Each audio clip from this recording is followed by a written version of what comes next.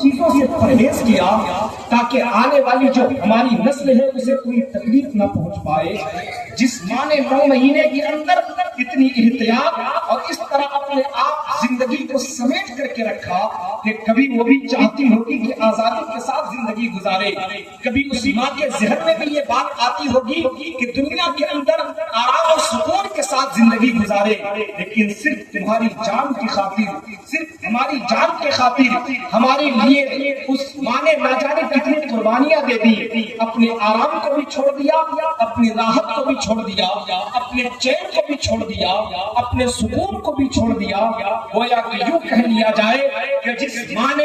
اس وقت تمہارا خیال کیا جب تم ایک پانی کا ایک صورت اختیار کر رہے تھے, خون میں تبدیل ہو رہے تھے, خون سے ہڈیاں بنائی جا رہی تھی, پھر گوشت ڈالا جا رہا تھا, پھر روح پھونکی گئی تھی. اس زمانے کے اندر جب تیری ماں نے اتنا احتیاط کرتا اور ہر چیز کا خیال کیا تو پیدائش کے بعد کیا وہ ماں خیال ہماری کر نہیں سکتی؟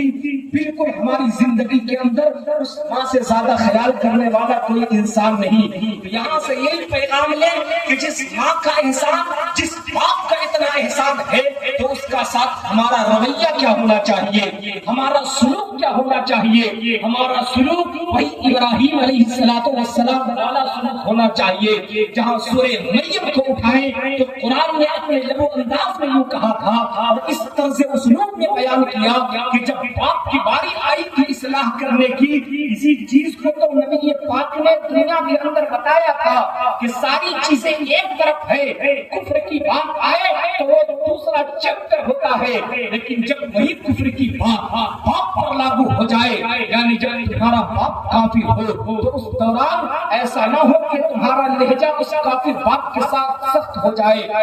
نہیں, وہ کافر ضرور ہے, وہ ایمان کے معاملات میں ضرور خراب ہے, لیکن کم سے کم تمہارا باپ تو ہے جس نے تمہیں دنیا کے اندر آنے کے لیے نہ جانے کتنے تگ و دو کیے, نہ جانے کتنی کوششیں کی,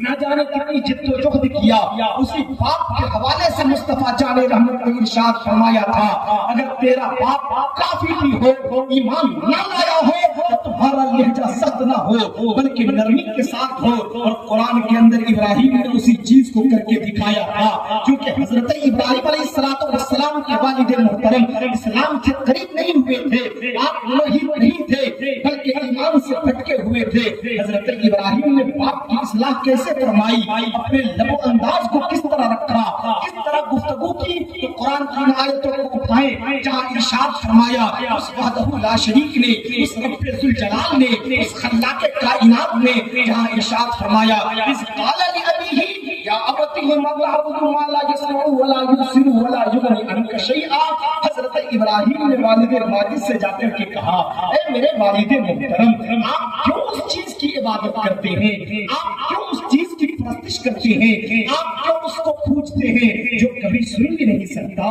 جو کبھی بول بھی نہیں سکتا, جو آپ کی مدد بھی نہیں کر سکتا. اور آگے بات آئی اصلاح کرنے کی تو ڈانٹا نہیں, پھٹکارا نہیں, بلکہ یوں ارشاد فرمایا کہ یا ابت لا تعبد الشیطان ان الشیطان کان للرحمن عصیا. آپ شیطان کی عبادت نہ کریں, آپ شیطان کی پوجا نہ کریں, آپ اس کی پوجا نہ کریں, آپ اس کی عبادت نہ کریں, اپنی پیشانی کو نہ جھکائے. مجھے ڈر ہے کہ کہیں آپ جہنم کے ایندھن نہ بن جائیں. مجھے اس بات کا ڈر ستا رہا ہے کہ آپ کچھ بھی ہو ہے تو میرے باپ ماں, مجھے تو اس بات کا اندیشہ ہو رہا ہے کہ